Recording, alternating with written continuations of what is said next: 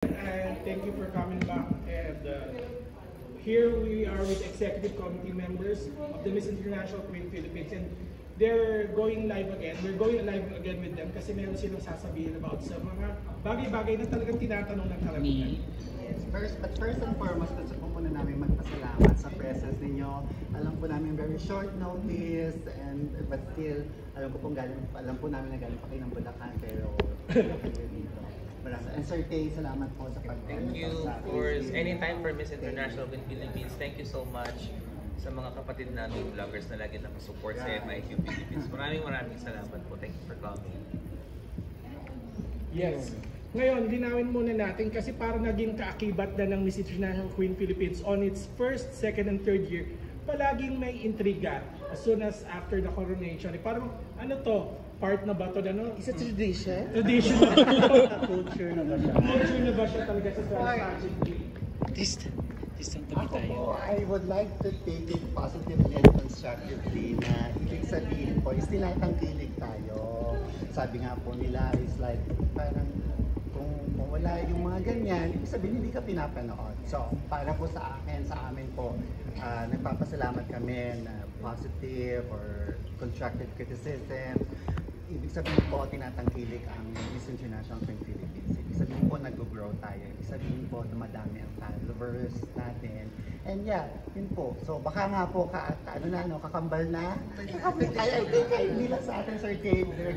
I think hindi lang sa MIQ Philippines, kahit sa ang pageant po, cisgender pageant, sa mga municipal pageant natin. I think Miss Universe.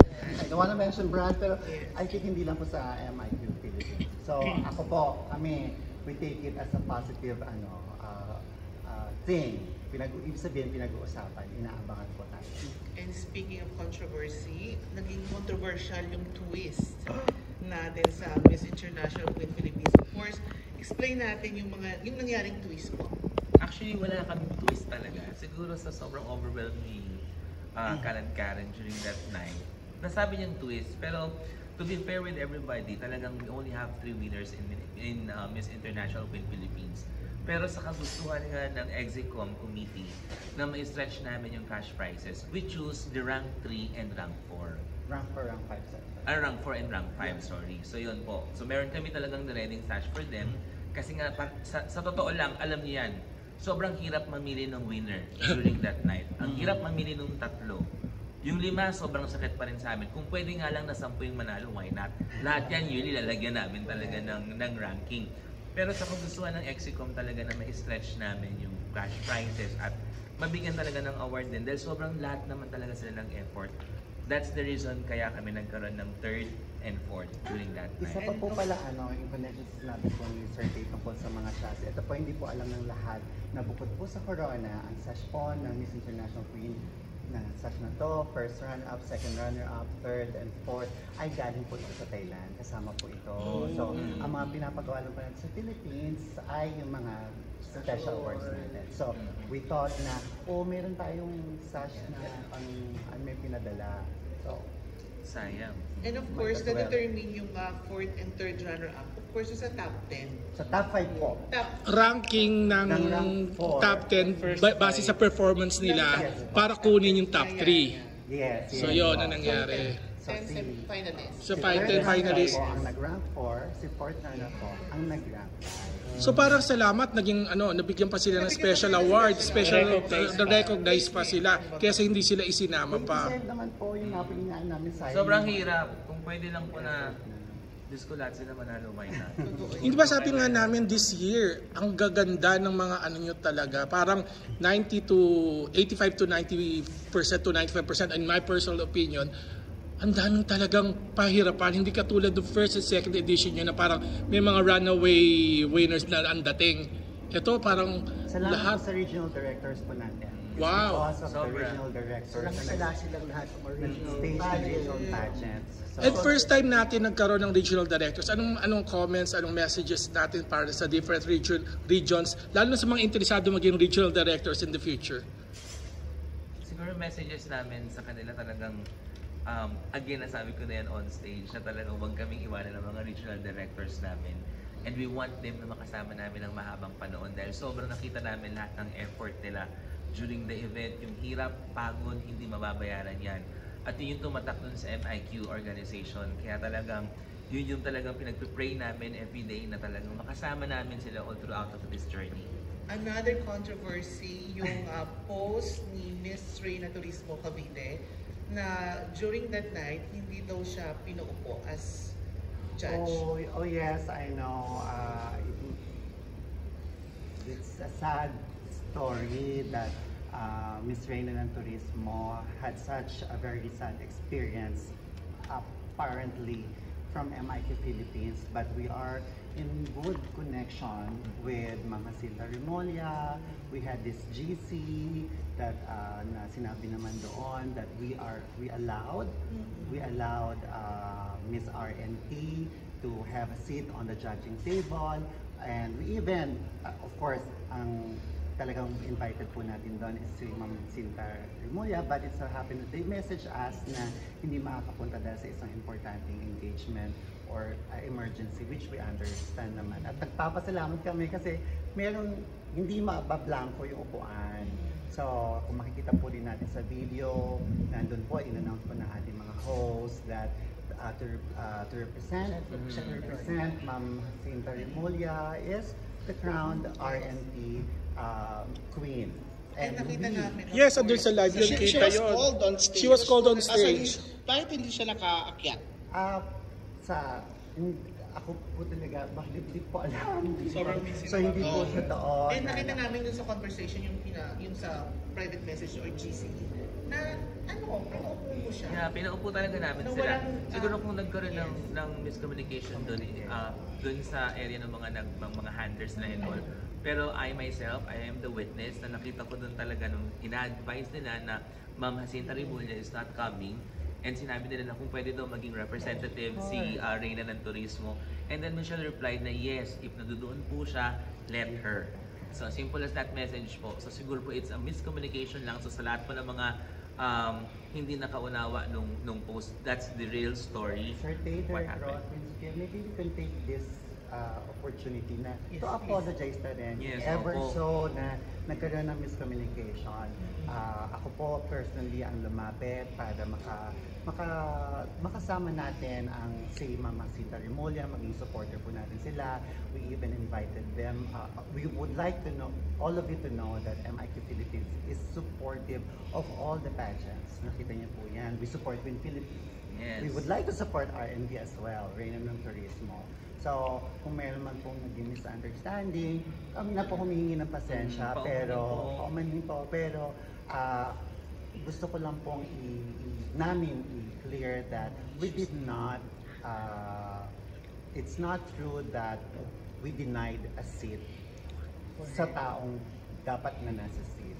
Yun lang po. Baka nagkaroon ng communication. Yes po. We support Reyna ng Turismo. I am excited to be there as per the invitation of Ma'am Cinta, kami po lahat, si Tutia, si Lars, yun, we are excited and we support every pageant. Direct?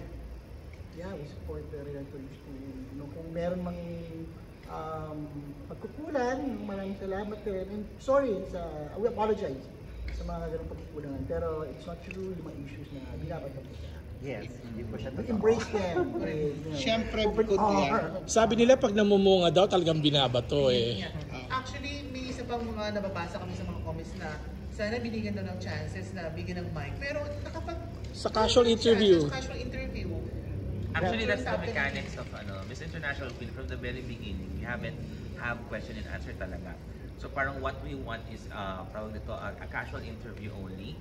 So hindi kami kumukuha ng top 10 doon sa question and answer. Since meron na kaming tinatawag na closed door interview prior the event. And the preliminary. And the And even preliminaries, international pageant, parang top 3 lang talaga yung Top 3 lang po talaga. No?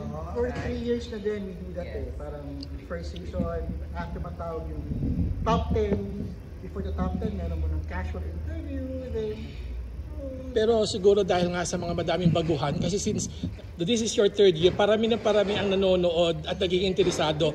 Yung karamihan ng mga bagong nanonood, yun hindi pa talaga alam yung kaya siguro yung mechanics, kaya siguro sila nagtatanong. Pero yun na nga, we've been witness for the past 3 years. Ito talaga ang plot, ito talaga ang mechanics, ito talaga ang sistema. Pero mga sirs, this is a learning ground for us as well. So dapat ngayon nalaman namin na dapat mas klaro next time. So natututo po kami sa mga ganitong, sabi ko nga sa inyo, we take everything like constructively. Maraming salamat sa mga nagpadala or nagbigay ng opinion. We take all of your opinions, we take all of your comments po seriously. We may not be that outspoken sa social media, but we take everything seriously. We listen, we try to comprehend, and we try to address. Just like right now po, uulitin po namin, we would like to tell you all na kung ano man yung sa tingin niyo po naging pagkukulang namin, maraming salamat po at in-address niyan dahil sa next year, mas maganda, mas klaro, Tuloy-tuloy ba ang mas, original? mas We'll do better. We'll do better. Dahil po sa inyo. Not that, being best. Evolution nga eh. Mainit kasi yung issue, nung mainit ang issue, syempre may mga nasabing biglaan, may mga directors din na nakapagsabi. Are you in good terms with them?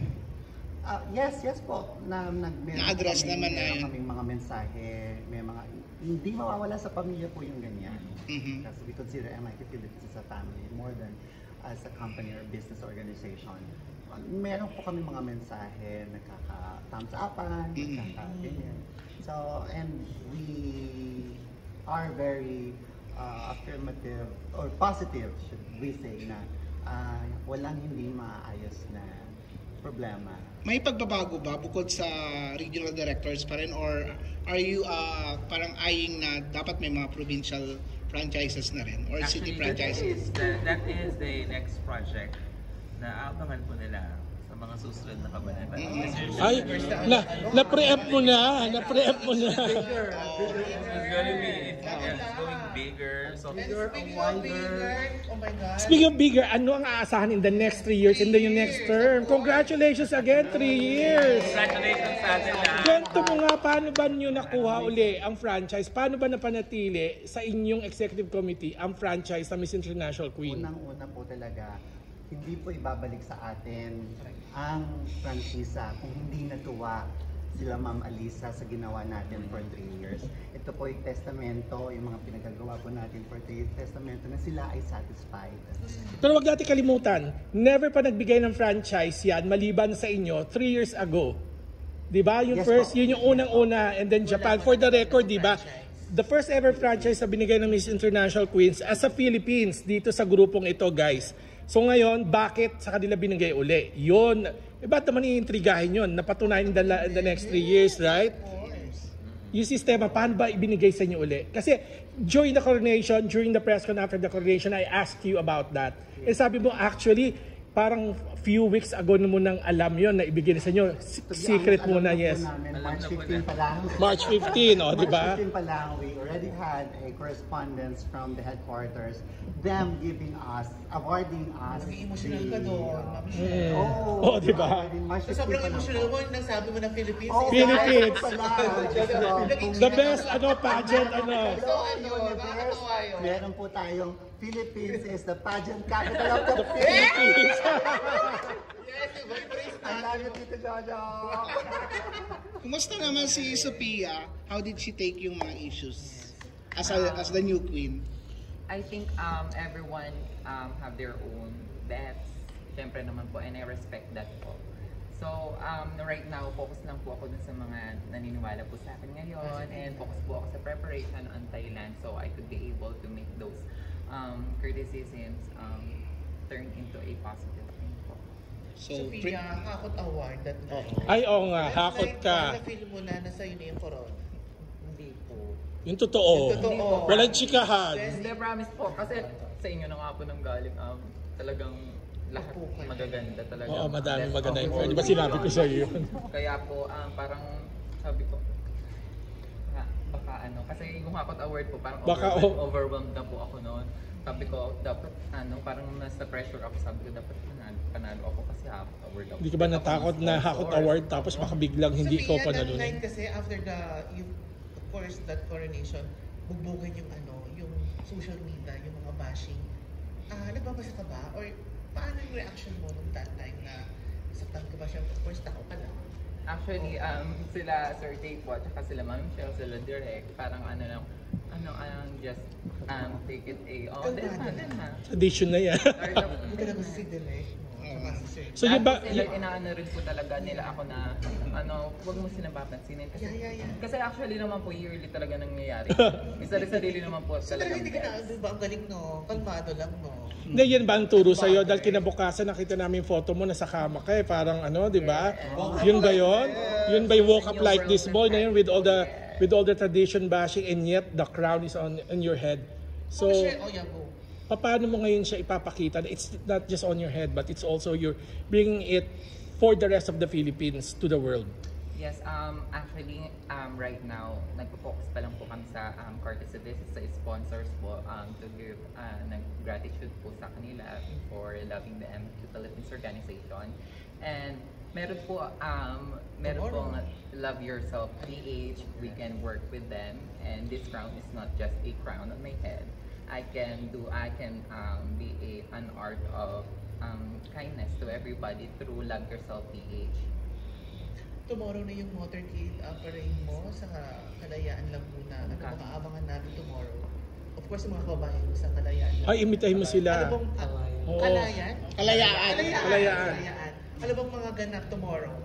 So, after flag ceremony po sa provincial capital, we will have our motorcade from provincial capital to Municipality of Kalayaan, and we simple gathering, and just really grateful po sa governor po ng Laguna and to our mayor po for organizing such an event like this. Nakita mo na ba yung mga co-candidates mo pagdating mo sa Thailand? Yung mga makakalaban mo sa Thailand, nakita mo na ba yung mga candidates? Yes po. Ang gaganda nila kung dapat. Ay, maganda ka naman. Magpapaganda rin po tayo. Okay, I have a question to Sophia. Sophia, sa palagay mo, ano yung paghanda na gagawin mo for our sandwich victory for the Philippines? Naka-pressure yan, tanong na yan. Mami Michelle is helping me po with that, and that is something that you should wait for. We are waiting for it. Find her beautiful now. Wait. Ay. There's more. Nakita niyo na po. So anong dadalhin mong costume? Magdadala ka ba din ba na nagsasanta Cruzan sa katawan mo? Anong abangan? Abangan. That's clue. Abangan. And let me take this opportunity to announce as well that our first runner-up, Queen Nina Similatan, would be representing our country sa Miss Marty in Australia, and our second runner-up na si Julian Concepcion would be representing our country sa Miss Transstar na gagawin sa Spain. Brazil. Brazil. And we're looking for pageants as well. May kausap na po tayo na hopefully may padala din natin si Queen Sheila at pa si Queen Mikay. Meron po tayong kausap ng mga ibang international pageants. Let's hope yung set na para well-represented din. Well, mukhang yung organization nyo naman ang credible and matindi ang integrity when it comes to that. That's 500 ka dyan. 500 lang. Hindi. Ang question ko ngayon, kasi for sure, those who are interested to join Miss International Queen in the future, in Philippines in the future, ito yung isa sa mga tanong. Pag naipadala nyo na ba sila, like runners-up sila, napadala sila sa ibang bansa para lumaban, pwede ba silang lumaban ulit to get the main crown? Oo, di ba? Ano po ang nangyayari po kasi for as long as hindi ka pa nakapag-represent ng Philippines. Oh. So halimbawa itong mga ipapadala nyo, magre-represent na sila ng Philippines. Paano kung i-represent nila hindi Philippines, Pilipinas? So i-represent nila gano'n. So hindi na sila talaga pwedeng lumaban ulit. Yes, but we would like to give chances to other aspiring trans beauty queens na na-experience po ang intablag. But as long as you didn't compete and international. And mananalo po yung mga yan kanya. Manifesting talaga. Ayan. So anyway, siguro So malinaw na.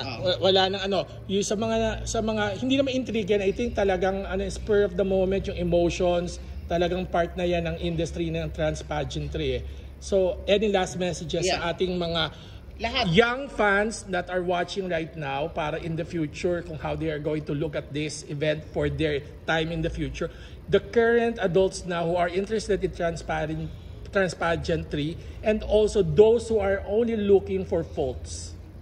Siguro sa lahat ng supporters Sa lahat and din ng supporters detractors. and detractors. Parang lang, lahat na. In general. For the young trans, keep dreaming. Yes. Okay. Then for our supporters, regardless of positive or negative, we love you. Sergey. Sa mga bagong generation and trans, keep dreaming, kagaya sinabi ni Direk. Always hashtag MIQPH. And dun sa mga bashers namin, thank you, mas lalo kami naging strong. Stronger and bigger. Thank you. So all the young dreamers, just like what they said po, just keep dreaming because I was once on their shoe. Nangarap din po ako and now I am here so they could be able to make it. Tapos po sa lahat naman po na sumusupport at sa lahat po ng bashers. Isa pa? Sa mga supporters saka sa mga bashers? Sa lahat po ng supporters and bashers. And kay Andy. Muli, maraming salamat po sa suporta niyo po sa amin, kay Sofia, sa buong organisasyon po. Thank you po sa lahat po ng sponsors namin.